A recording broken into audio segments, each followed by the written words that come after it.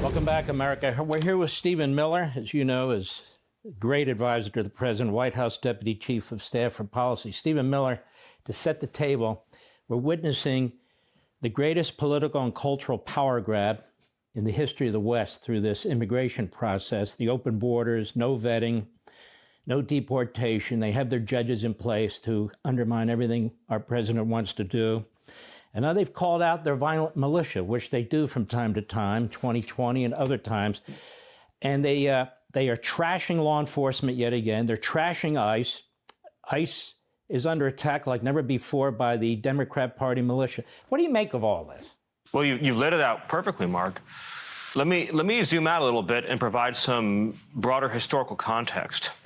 The left has been trying to shove Marxism, socialism, and communism down the throats of the American people for generations now.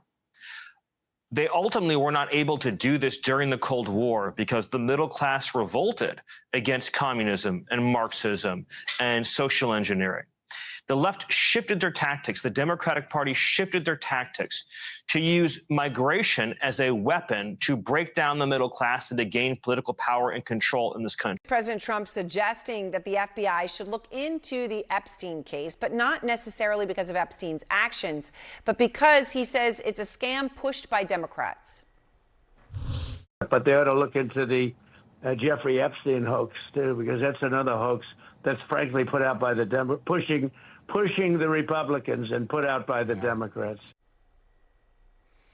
Just to be specific on timing, Epstein was investigated and arrested during Trump's first term.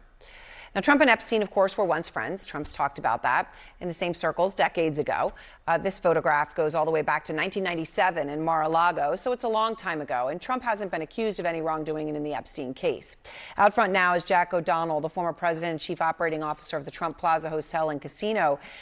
Jack, just as all this conversation comes up, we've talked to you many times over the years, you and I, but you worked with Trump in an important period, 1987 to 1990. And I know that's, we talk about a lot of this friendship going back that long.